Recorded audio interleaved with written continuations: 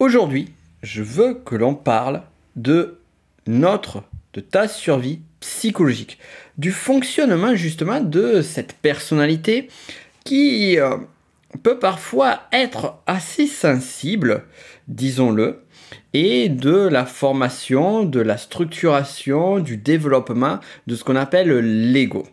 Et pour parler de tout cela, je vais également te faire référence, d'ailleurs ça va être notre point de référence pour cet épisode, un livre qui parle des besoins du bébé, et notamment le besoin du bébé d'être contenu. Alors on va voir qu'est-ce que c'est que cette notion de contenance, et en fait si je t'en parle, c'est parce qu'à l'intérieur de celle-ci, il y a deux mots-clés qui ressortent, le mot d'intégration et de désintégration au regard de la psychologie. Et si tu suis une formation technicien ou master Ennéagramme avec moi, eh bien tu n'es pas sans connaître ces mots-là, ou si tu connais l'Ennéagramme à minima. Mais quoi qu'il en soit, que tu connaisses ou pas, le sujet va être intéressant et justement on va pouvoir aller un petit peu plus en détail sur cette notion d'intégration et de désintégration. C'est parti, je te souhaite la bienvenue sur ce nouvel épisode. Si tu ne me connais pas encore, je m'appelle Nico Pen, je suis auteur, formateur, spécialiste en la connaissance de soi, tout particulièrement au travers de deux disciplines clés, on pourra dire, que sont l'énéagramme et la spirale dynamique, mais également j'ai été, comme je l'ai précisé à d'autres épisodes, enseignant PNL certifié, donc j'évoque aussi la PNL qui est très intéressante. D'ailleurs, je tiens une petite parenthèse à te remercier, à vous remercier, parce que je me rends compte que voilà, c'est un sujet que la PNL que j'utilise quand même, mais qui fait plus partie, on va dire, de mon passé que de mon présent, puisque je suis focalisé sur la connaissance de soi, énéagramme et spirale. Mais en fait, je me rends compte que ça a un intérêt, ça a un fort intérêt au regard de la connaissance de soi. Tu ressens, semblerait-il, un intérêt sur ce sujet-là.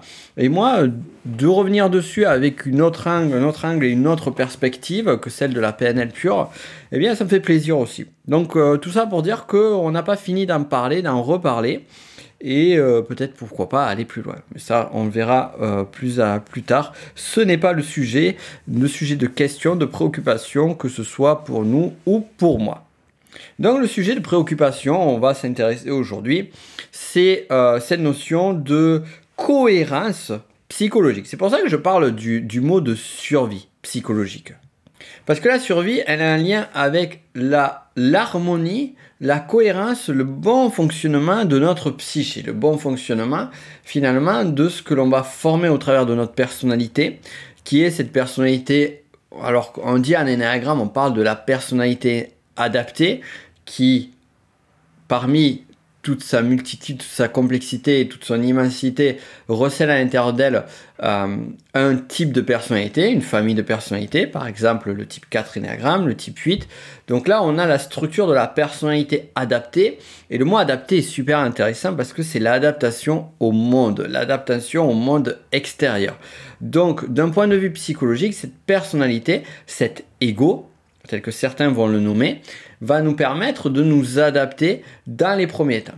On va dire l'enjeu, c'est que cette adaptation, qui est une adaptation plutôt primaire de la personnalité, eh bien, elle va être utile pour justement notre survie psychologique aux premières périodes de notre vie, mais progressivement, celle-ci peut devenir limitante, voire peut devenir destructrice. C'est là où notre ego va aller sur une manifestation de celui-ci qui peut être plutôt plus destructrice que constructrice, alors que ce soit pour les autres ou pour nous-mêmes. Et donc, dès lors, eh bien, l'ego en lui-même, on peut tendance à croire, et ça, c'est des noms qui sont, en fait, on va dire, une idée que je combats et que je combattrai pendant longtemps, qui est présente tout particulièrement dans la spiritualité New Age, qui est que l'ego, c'est le mal.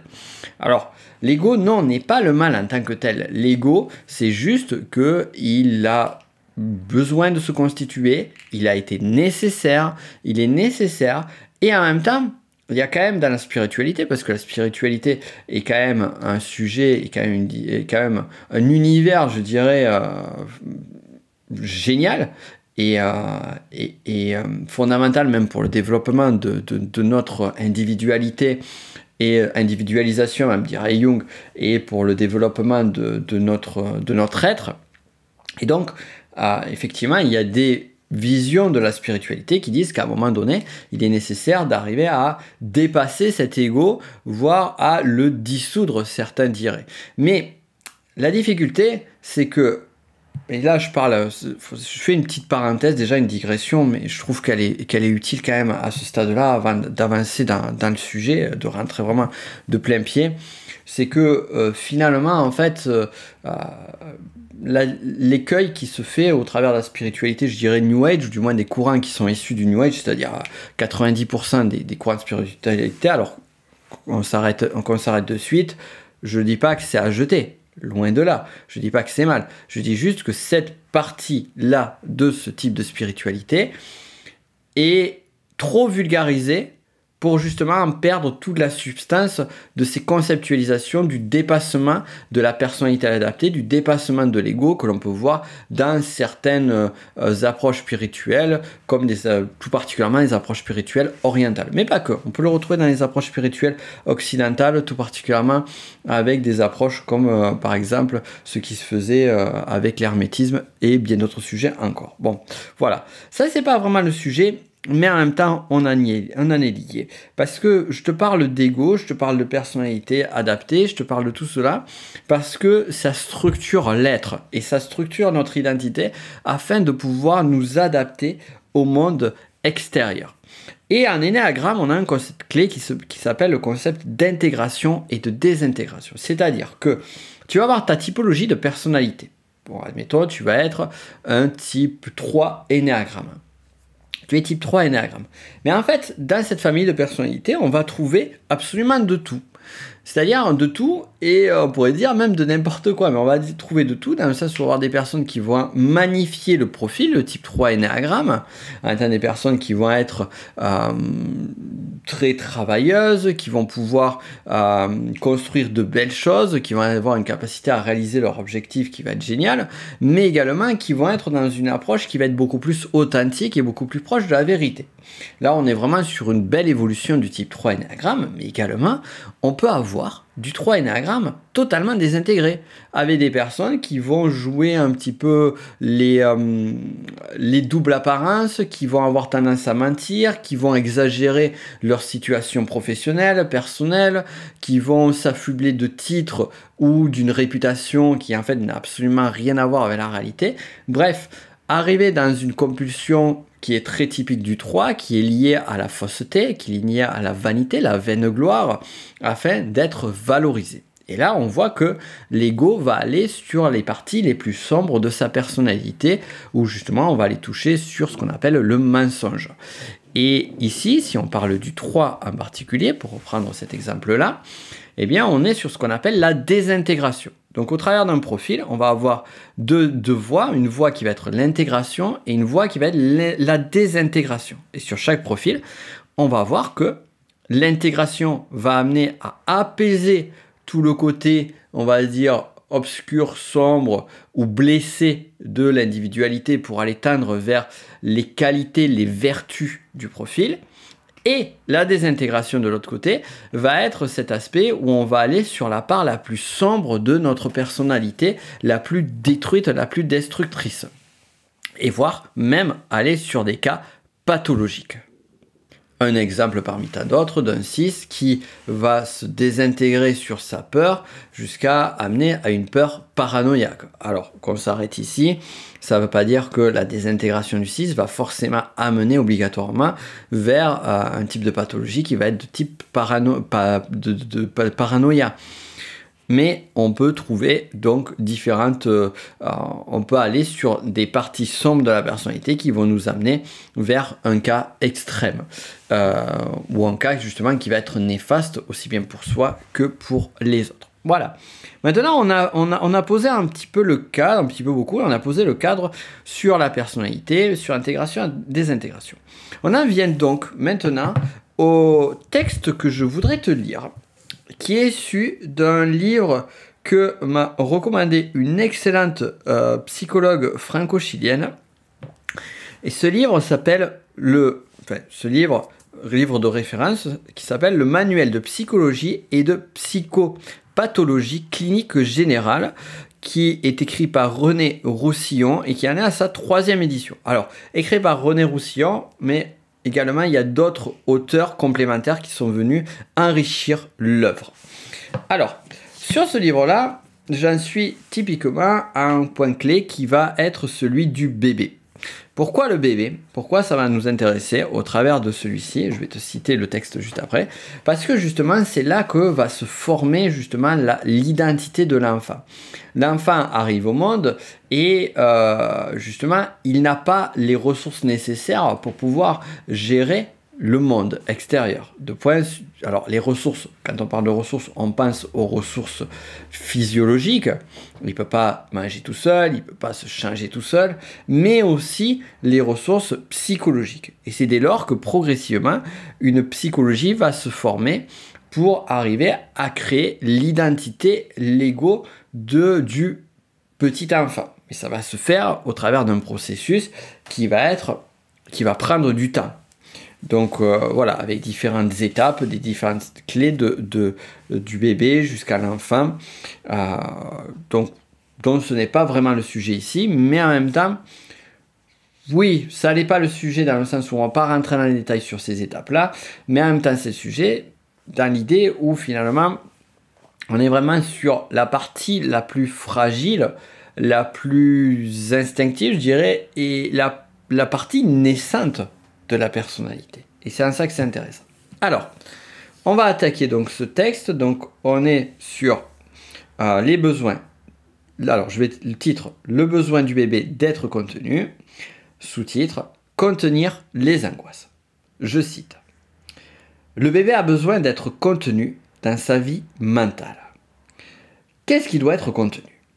Ce sont, entre autres et d'abord, les angoisses auxquelles est soumis le bébé et qui menacent son état d'intégration qui le désintègre.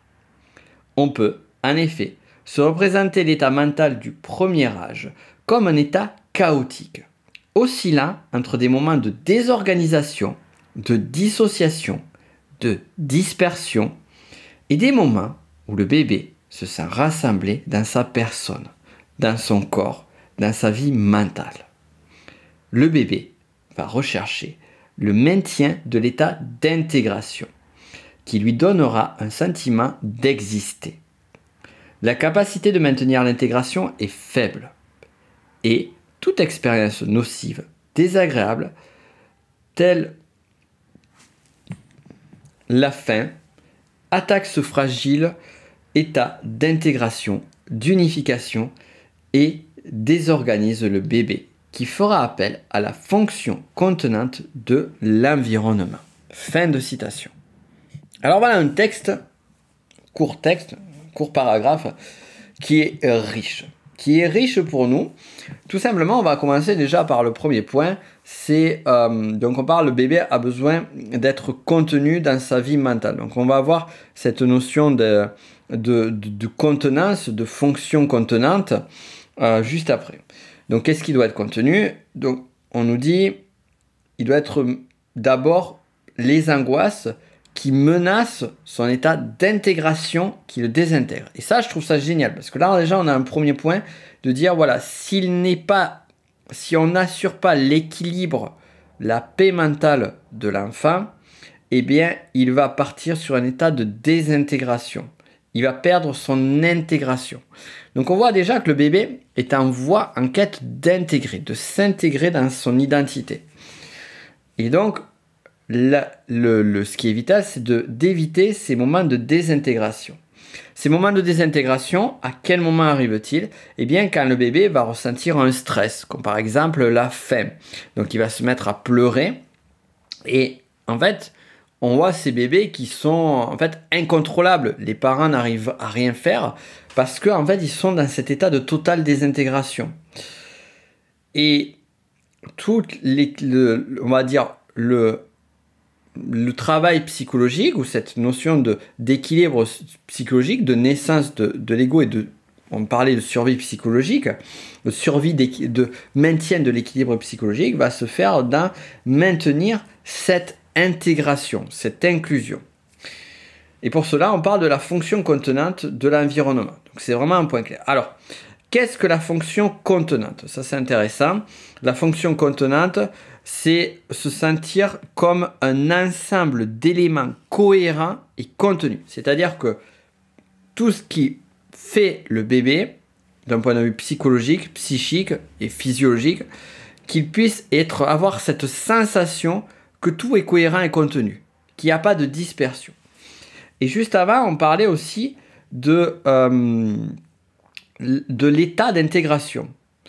Et l'intégration, c'est intéressant ce mot, puisqu'on l'a à l'énéagramme et puis que là on l'a. C'est quoi l'intégration? Alors on pourrait penser, alors il y a intégration et il y a aussi un autre mot qui est l'inclusion, qui est repris d'ailleurs un petit peu plus tard dans le texte. Donc je ne l'ai pas cité, mais ça arrive un petit peu plus loin. Donc l'inclusion, c'est quoi? On pense par exemple à l'inclusion sociale, qui est un autre mot. Mais d'un point de vue psychologique, ou d'un point de vue général, l'intégration, c'est une inclusion et organisation de plusieurs éléments indépendants dans un ensemble complexe. Donc je répète, l'intégration, de façon générale, intégration sociale, inclusion sociale, donc c'est l'inclusion et l'organisation de plusieurs éléments indépendants dans un ensemble complexe. Alors si on parle d'inclusion sociale, c'est arriver à inclure un élément, une personne, dans un groupe, sachant toute la complexité et la diversité des individualités. Si on reprend sur une échelle plus petite, c'est-à-dire l'être humain, eh bien l'inclusion, ça va être quoi? L'intégration, ça va être inclure chaque partie de l'enfant, les parties psychiques, les parties physiologiques, émotionnelles, et qu'elles puissent s'organiser, donc inclusion et organisation de plusieurs éléments indépendants, donc tous ces éléments-là, dans un ensemble complexe. En d'autres termes, c'est arriver à assurer l'équilibre de l'enfant et la collaboration de chaque partie de soi. Et donc, pour nous, individus adultes, on pourrait se dire, là, puisqu'on parle d'un enfant, quel est le rapport? Eh bien, en fait, le rapport, il est tout lié à ça. Pourquoi? Parce que lorsqu'on parle d'une intégration ou désintégration en énéagramme, lorsqu'on est dans un état d'intégration de son profil de personnalité, eh bien, je te l'ai dit, on va aller sur les parts les plus saines de son individualité. On va aller sur les flèches, ce qu'on appelle donc les profils qui sont sur les flèches, qui vont amener vers les états positifs de ces profils qui sont sur les flèches. Donc, en d'autres termes, pour faire simple, on va aller sur la part la plus équilibrée, la plus évoluée, la plus élevée de notre être. C'est ça l'intégration. C'est-à-dire que la partie psychique, la partie égotique de l'individualité va être inclue, organisée. Donc, on va avoir une inclusion et organisation de plusieurs éléments indépendants dans un ensemble complexe. Donc voilà, l'ensemble complexe, c'est la psyché. Tout est équilibré. Maintenant, qu'est-ce qui se passe quand on est en désintégration? Eh bien, on perd cette cohésion. On perd cet équilibre. Et donc, on a non pas une inclusion, mais une perte justement de cette inclusion, une désorganisation des éléments dans l'ensemble. Et du coup, ce n'est pas les éléments de façon individuelle qui sont en train de perdre leur équilibre, mais c'est la cohésion globale de la psychologie. C'est ça qui amène à certains individus, par exemple un type 2 énéagramme qui ressent une blessure, qui a un manque d'amour, à aller sur les parts, on va dire, obscures de son être, à aller peut-être sur des formes de manipulation pour recevoir de l'amour ou de l'affection en retour. C'est là où on va voir la désintégration de chaque profil. C'est là où un 5 qui va se sentir justement en absence de ressources va rechercher va aller sur une forme d'avarice. C'est-à-dire qu'on va aller rechercher des ressources beaucoup plus archaïques de notre cerveau, beaucoup plus archaïques de notre psyché, des mécanismes beaucoup plus d'action et de réaction pour arriver à récupérer, pour arriver à retrouver l'équilibre perdu. Et ça va pas se faire sur une partie évoluée sage de l'être, mais plutôt sur une partie qui va être plutôt émotionnelle, qui va être plutôt une partie émotionnelle qui va être sur ce qu'on appelle les fameuses compulsions émotionnelles, ce qu'on appelle passion en énéagramme, mais également ça peut être aussi sur la part instinctives, avec par exemple les instinctifs, les 3 instinctifs de survie tête à tête et social. Et là, pareil, là on va être sur des parts instinctives, donc ça va être encore plus archaïque et beaucoup plus viscéral. Et pour faire le lien avec ce texte, justement, c'est qu'on se rend compte que dès la naissance du bébé, avant la manifestation, avant même la création du type de personnalité, eh bien, on trouve cela. Alors, je n'ai pas parlé même de spirale dynamique, puisque là, on va être sur des niveaux... Mais justement, c'est intéressant. Parlons-en de la spirale dynamique. Sur la spirale dynamique, on a les plusieurs, c'est des niveaux d'évolution, qui soient individuels, sociaux, et historiques et autres. Donc, on a vraiment sur des niveaux d'évolution aussi bien individuels que sur des groupements. Et sur la spirale dynamique, donc, le premier niveau d'évolution, c'est quoi? C'est le beige. Et le niveau d'évolution beige, c'est la survie, purement et simplement. C'est assurer les besoins physiologiques et psychologiques, j'insiste là-dessus, les plus basiques. Et après, on va aller au niveau violet, et qui sera un niveau qui est d'assurer la sécurité. Et là, on a une manifestation de groupe. Je ne vais pas rentrer dans les détails sur spirale dynamique. Si tu veux en savoir plus, tu as le lien dans la description. Je ne le répéterai jamais assez. Et donc, on a les seconds niveaux. Et après, on arrive au 3e niveau qui est celui du rouge, celui de la manifestation, de l'affirmation de l'ego.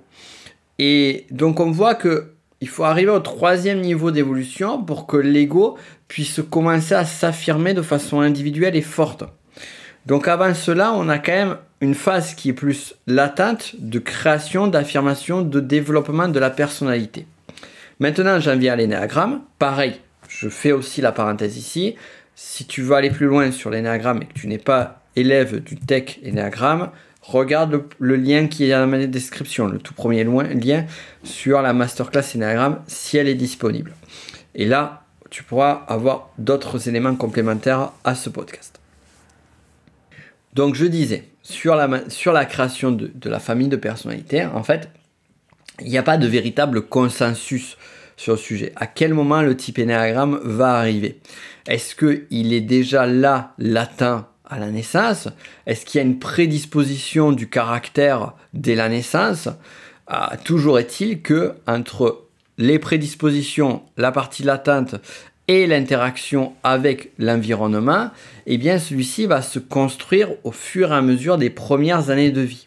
C'est pour ça d'ailleurs que la typologie de personnalité en énéagramme, on ne change pas de type énéagramme, ça pareil je ne le dirai jamais assez, on ne change pas de type énéagramme dans sa vie, on est sur des bases vraiment très fortes, très fondamentales de la structuration de la personnalité, et ces bases-là vont vraiment s'affirmer sur les premières années de vie.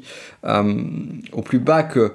je ne vais pas dire au plus bas, mais on peut commencer à avoir le type énéagramme d'un enfant à l'âge de 5, 6, 7 ans. Là, la question, c'est est-ce que c'est à ce moment-là qu'il se déclenche le type énéagramme? Pas forcément. C'est juste que c'est à ce moment-là qu'on commence à le voir. Mais comme tu l'auras compris, c'était déjà là depuis... et c'est en formation perpétuelle et en évolution. D'ailleurs, quand je parle de ça, formation perpétuelle, notre personnalité évolue de façon perpétuelle. Nous ne sommes pas le même et la même qu'il y a un mois, un an, 5 ans, 10 ans, 20 ans en arrière. Quand je parle de 5, 10, 20 ans en arrière, ça paraît évident. Mais même un mois en arrière, on évolue, on grandit, on change. On évolue, mais est-ce qu'on évolue dans le bon sens? Ça, c'est la question. Et c'est justement là où on parle d'intégration et de désintégration. Parce que la désintégration, on l'a vu donc sur le besoin du bébé. Si le bébé, eh bien, il n'est pas pourvu à ses besoins, qu'il demande à cette fameuse fonction contenante de l'environnement, donc assurer la fonction contenante, pour rappel, c'est se sentir comme un ensemble d'éléments cohérents et contenus. Donc on va faire en sorte de contenir l'enfant pour qu'il arrive à voir qu'il est un système intègre et équilibré. Eh bien, si on n'arrive pas à maintenir cette fonction contenante, le bébé, il va péter un câble, il va pleurer. Mais c'est pareil pour nous. Alors, on va pas péter un câble et on va pas pleurer, mais c'est là où on va aller sur les aspects sombres de notre personnalité. C'est là où on va aller chercher dans les étages les plus bas jusqu'à la cave de notre personnalité pour aller chercher des ressources. On pourrait imaginer comme une espèce de bâtiment où plus on va monter, plus on va s'élever jusqu'au rooftop sur lequel il y a la piscine, il y a une super vue, tout ça. Et puis après, quand on arrive vers la cave, là on a toute l'obscurité de la personnalité. Donc en fait, l'idée c'est de monter les étages et de ne pas redescendre jusqu'au sous-bassement de celui-ci, redescendre parce que derrière le sous-sol, eh bien, il y a encore des étages en dessous, il y a le parking, compagnie, et là c'est encore moins sexy. Bon, ouais, bref, tu as compris l'idée. Et si on revient à la fin, la fonction contenant, ce qui est intéressant, donc, c'est que toujours sur le même texte, un peu après, on nous dit, alors je cite, je reprends la dernière phrase d'ailleurs, ça sera bien. Donc, la capacité de maintenir l'intégration est faible et toute expérience nocive désagréable telle la faim attaque ce fragile état d'intégration, d'unification et désorganise le bébé qui fera appel à la fonction contenante de l'environnement. La situation prototypique de réalisation de la fonction contenante est représentée par le nourrissage. Pendant le nourrissage, le parent, l'objet maternant, va transformer le vécu chaotique du bébé en un vécu d'intégration. Un petit peu plus loin, il est dit, je cite, la jonction entre les différentes modalités sensorielles, je vais y arriver, la jonction entre les différentes modalités sensorielles, entre le portage, l'enveloppement, l'interpénétration des regards, le contact du mamelon dans la bouche, les paroles tendres et apaisantes et la plénitude interne donnent au bébé une expérience de rassemblement interne. Je recite cette partie, une expérience de rassemblement interne, un ensemble moïque, un sentiment d'existence. Cela génère une première organisation de l'image du corps, un sentiment basal d'identité. C'est super intéressant cette partie-là. En gros, en d'autres termes, je te le fais simple. Donc le mémé pète un câble, on va dire ça comme ça. Et donc le parent, on va dire la mère donne le sein, pour prendre un exemple simple. Et ce bébé, en fait, il a le regard avec la mère. Donc il y a ce contact visuel. Il y a le sentiment du corps de la mère contre lui. Donc il y a un côté kinesthésique qui lui permet de sentir déjà qu'il est réchauffé, materné, mais en même temps sentir les différents aspects de son corps. On revient sur du kinesthésique, c'est intéressant. Et ce qui est intéressant, c'est rassemblement interne. Donc on avait parlé de désintégration, que l'intégration c'était l'inclusion et l'organisation, l'équilibre, la collaboration de l'interne. Donc tout est désintégré, donc on rassemble d'un point de vue physiologique, mais également du contact, d'assurer le besoin de l'enfant, bien évidemment. Et donc ça crée un sentiment d'existence. J'existe. Et je recite, cela génère une première organisation de l'image du corps, un sentiment basal d'identité. Donc c'est là où on est dans les prémices de l'identité. Et là, ici, c'est pareil, si on prend donc les adultes avec l'intégration des intégrations, en fait, quand on a sur ces besoins qui ne sont pas assurés pour l'adulte, sur le type de personnalité, si je prends par exemple le 7 qui commence à sentir qu'il peut être dans un moment de souffrance et d'enfermement, eh bien là, c'est là que se fait la désintégration. C'est là qu'il est en train de perdre le contact avec lui-même. Cette sensation de souffrance et d'enfermement va l'amener sur une compulsion de gourmandise. Donc on arrive sur la compulsion ici. Si un type 9 voit à un moment donné qu'un conflit peut émerger, et bien du coup il va partir sur de l'oubli de soi. Et là typiquement de la paresse, de l'endormissement de soi, de l'oubli de soi. Et là typiquement sur le 9, on voit que eh bien, l'événement extérieur va l'amener dans sa désintégration, dans l'oubli de soi. Là c'est encore plus fort, même si chaque profil va avoir son travail personnel. Donc sentiment d'existence. Donc l'idée, la clé, c'est d'arriver à exister, non pas de façon égotique, mais de façon, après, sur sa personnalité, progressivement, d'adapter à personnalité supérieure. Ça, on en parle sur le technicien énéagramme plus en détail, c'est quand même un des points clés du travail sur soi. Enfin, pour revenir sur ce texte, il parle également un peu plus tard notamment, c'est une description qu'avait fait Freud, qui disait, alors je recite, Freud avait déjà décrit la nature volcanique de la vie pulsionnelle et la dispersion. Bon, Freud est ce qu'il est, mais il a quand même il y a quand même des concepts qui sont intéressants, et j'aime bien cette notion de nature volcanique de cette perte, de cette désintégration, et vie pulsionnelle, parce que là on parle de pulsion, de volcanique, de pulsionnel, donc c'est vraiment action-réaction, et ça nous amène encore une fois à ces compulsions émotionnelles. N'oublions pas que quand moi je parle de passion, des fameuses 9 passions qui sont les 9 travaux à faire sur les 9 types énéagrammes, je parle aussi de pulsion, aussi de vie pulsionnelle. Donc on est sur la vie pulsionnelle et la nature volcanique, et on est encore plus quand on parle des instincts, des 3 instincts, l'instinct de survie, l'instinct tête-à-tête sexuel et l'instinct social. Et sur l'un d'entre eux, on est plus blessé que sur les 2 autres, et lorsqu'on va avoir un apport viscéral, par exemple, si ton instinct type, parmi les 3 instincts primaires qu'on voit, là pareil, on le voit sur le module 6 du Tech Énéagramme, si ton instinct type c'est l'instinct type sexuel, et bien qu'à un moment donné tu es lié à des ruptures amoureuses ou à une situation de perte amoureuse, et bien là, à ce moment-là, tu vas te retrouver sur la partie pulsionnelle, et c'est là qu'il faut travailler. C'est pour ça que certains vont parler de blessures de l'abandon, de blessures du rejet ou autre. Bon, déjà, c'est pas le sujet ici, mais en même temps, il y a d'autres façons d'interpréter ces choses-là, bien plus subtiles, et qui sont bien plus en lien avec une partie fondamentale de notre personnalité, et tout particulièrement avec cette notion d'intégration et de désintégration. Donc voilà ce que je voulais dire sur ce podcast. Je trouvais que c'était intéressant de partager avec toi cette partie. Si ça t'intéresse d'ailleurs, dis-moi qu'on reprenne un texte comme ça, qui sont des textes clés, et qu'on les travaille au regard de l'énéagramme, de la psychologie, de la personnalité. Là, on a même abordé la spirale dynamique, puisqu'on parle aussi d'évolution de la personnalité. D'ailleurs, on pourra faire un lien, je ferai probablement un lien de ces 4 entre spirale dynamique et énéagramme, même si je le fais déjà sur la formation Votre Spirale Dynamique.